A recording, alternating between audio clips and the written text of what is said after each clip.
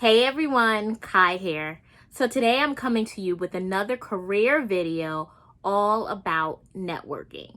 And if you know anything about me, then you know how much I hate networking.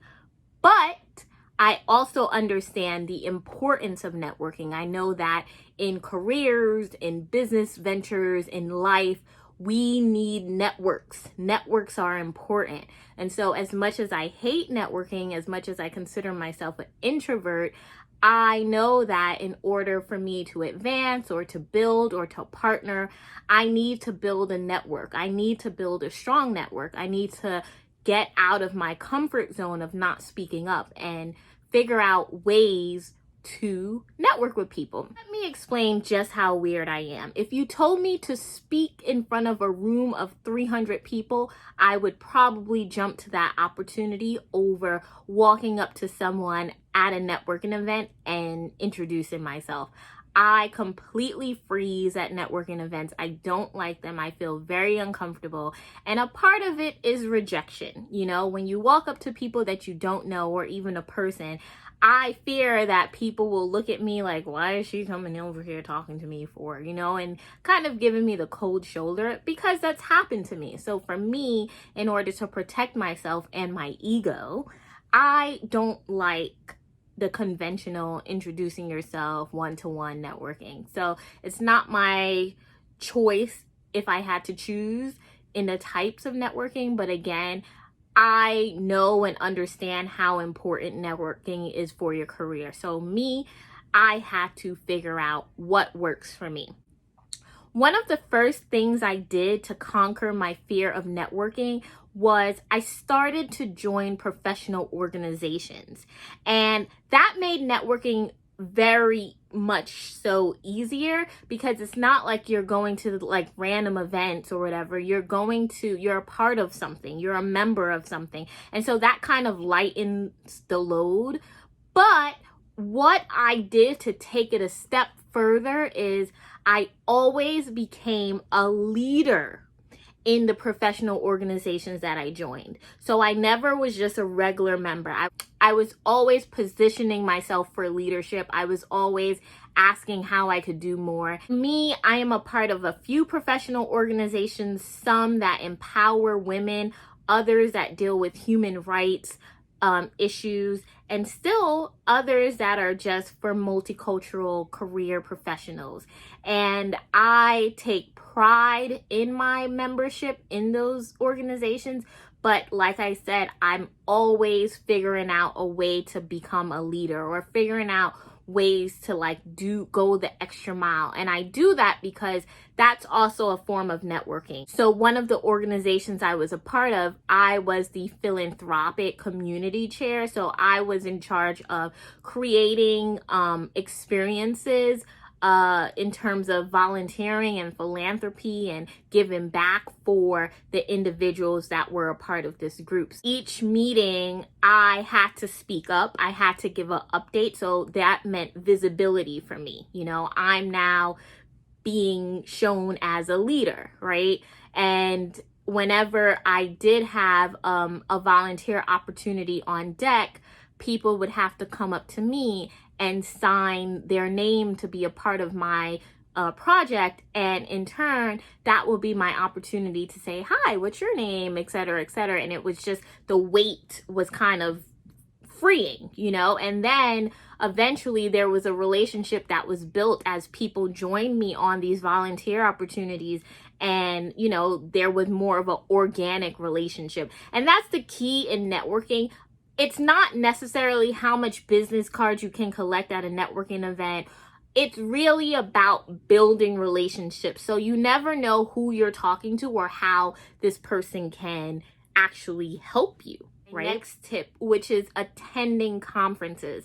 And just to give you an example of how this worked for me, I would always attend conferences in areas of interest to me. So when I was traveling, I would attend a women's travel conference. When I wanted to, search and be in a area that dealt with my future career or what I wanted to do, I attended Blavity's first women's conference in New York, and I ended up meeting my future partner in my charity called the Pop-Up Care Shop at that conference. Did we know we would partner up one day? Absolutely not. But there was like a breakout session, and we met and we talked and we connected and we went to coffee after, and the rest is history. And now she's one of my closest friends. So again, to me, networking is really about building relationships. And in her case, in our case, we built a partnership, a lifelong partnership. She's always going to be someone that I support, and I'm always going to be someone that she supports. So I encourage people to attend conferences, try to meet people. Usually the conferences force you to break out into smaller groups so you can build those relationships. Sometimes they force you into situations where you're at a networking event together and it's kind of like intimate and you have that shared experience of attending a conference. So there's conversation points. So I just think it's so important, if you have the money and the means and you don't like your traditional networking, attend conferences. It'll be worth your while. Another tip that I have is start something or host something, because that in turn will also, again, if you are the host, you kind of are in charge. You are leading the show. And so people are going to want to talk to you. If you're on a panel, people are going to want to talk to you. They're going to want to hear what you have to say. You're probably going to give a speech. You're going to share parts of your identity and your personality. And so people are going to gravitate to you. So in my case, a couple of years ago, I really wanted to start a podcast, and I wanted to interview people about topics that were of interest to me. So I wanted to know about relationships. I wanted to interview a millennial married couple. I wanted to interview about the future of television. I wanted to talk to people about recent grad life. I had so many topics that I wanted to do. And so that forced me to reach out to people in my network, some in my network, some not in my network. But just reaching out and building that relationship and building that bridge, that really helped me to meet other people and to build relationships following that podcast. Another thing that I did was, I remember when I was shooting Reserved, which I talk about in my career journey videos, me and my friend who was in partnership with me, we hosted a networking event and for Reserved. And it was a really amazing night for women and men. Everyone was there to come together and to learn about what we were doing. And I met from that a lot of people who are still on my social media timeline right now. A lot of people who I've built a relationship with from that event. So host something, start something, be the person that's actually hosting so people will want to come talk to you, especially if you are introverted like me. As I talked about before, join a panel, right? And the importance of joining a panel, and easier said than done, but a lot of people get asked to be a part of panels. And I think that's great. It's a great opportunity to put yourself out there in the form of networking, because again, you are sharing your story, you are giving people in the audience advice, and people will be drawn to you if you are very authentic, and they'll come to you and they'll want to know you and they'll want to get to know you. So being on a panel is a definite way to network and to put yourself out there. Other forms of networking can involve social media. So on LinkedIn, there's so many people who reach out to me saying, hey, I would love to have coffee with you. I'd love to pick your brain. I'd love to talk to you, or can you help me with my career? And so take time out of your schedule to answer those emails back and really build those relationships, and vice versa. You can do the same. So if there's any executives or people in a field that you admire, just reach out to them and say, hey, I'd love to talk to you. People don't like when you say pick their brain. I think we've moved past that. But just introduce yourself and tell them, what your vision is and what your goal is and how much time you want from them. Don't ask for more than 30 minutes of their time to start, and just put yourself out there. That's one form of networking on social media. But another form is reaching out on LinkedIn, sliding in people's DMs, in a professional way. reaching out to them and telling them how much you admire them and really building a relationship that way. A lot of partnerships, a lot of relationships have started on social media. So don't shy away from sliding in someone's DM, reaching out to them on Twitter, reaching out to them on Facebook and Instagram. Finally, I want to talk about actual networking, right? And that's the networking that I fear. I hate it so much. But going to networking events, you can't ignore them. You can't shy away from them. It's a part of, the professional realm. So sometimes you just gotta suck it up and do what you gotta do. I think for me, sometimes these events lack authenticity. So you have people that will meet you and then they're like, so what do you do?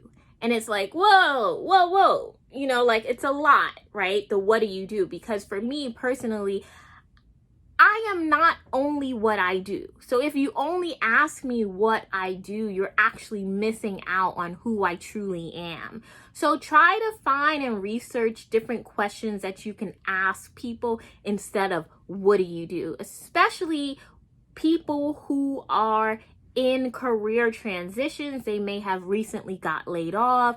The times that we're in right now, you want to be very sensitive about that question because you don't know anyone's situation and how triggering that is.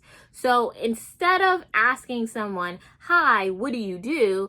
Just ask deeper questions, like beyond what do you do? And you'll be amazed by the conversation that might ensue. And you'll probably get to the what do you do question faster, because once you try, really, there's so much more to us as humans, and that question can be very off-putting, especially to me. And I just feel like there's so many other things we can ask people. What's the last film you just watched? What's the last documentary? What are you watching on Netflix? There you have it. 2 final tips that I have to tackle in networking and making it fun. 1, what you wear is so important. And I purposely wore this printed shirt for you all today. You see, it's like bright, it has floral, and I think it's really important. I've learned this actually from my mentor, that when you network, when you know you're going to a networking event, always wear something that is noticeable, that can even be a topic of conversation. So like prints or a statement necklace or a bright color. Just always kind of wear something that makes you stand out, so you don't even have to put in so much effort, because again, people are coming to you and saying, girl, dude, that outfit is nice. And that can even start a conversation. For me, as you've probably seen in this video, I'm all about trying to make it easier for me. So I'm all about just having people come to me so I don't have to go to them, because it freaks me out. And the other tip that I have is, if you are in a networking situation and you really don't know how to navigate it, it's freaking you out, don't get overwhelmed by like, I have to meet 10 people. Like, set a goal. If you leave with 1 business card, you've done great, because that 1 business card may lead to a partnership, So 1 to 3 could be the goal. If you leave with none, so be it. Don't be hard on yourself. It's okay. There's so many networking events and there's so many ways for you to network. Another networking tip that I have in terms of building your network is write a list of who is in your professional and personal network, and write their names, write their age, write their race, write their profession. And that will help you see where you need to build out the diversity in your network. Because a lot of us, we have the same people in our network, and sometimes we need to expand that network. So if you take a real look at your network and you can see the holes or the areas where you need to develop more, like maybe you have a lot of young people in your network and not a lot of older people in your network, those are important ways to help you strategize where and how you should find yourself in terms of networking, right? In terms of who you're attracting or looking to attract. Again, it's not anything mandatory. It was an exercise that I did at a networking workshop, and it blew my mind. It changed my life because I realized that I needed to expand my professional network in some areas. And so that's something that I'm still trying to work on. So yeah, I mean, those are all the networking tips I have. Please let me know if you have any more and you want to share. Maybe I missed some. Maybe you have stuff that I don't know. I'm always trying to learn and grow, especially in this area of networking. I really hope you enjoyed this video. Until next time, bye.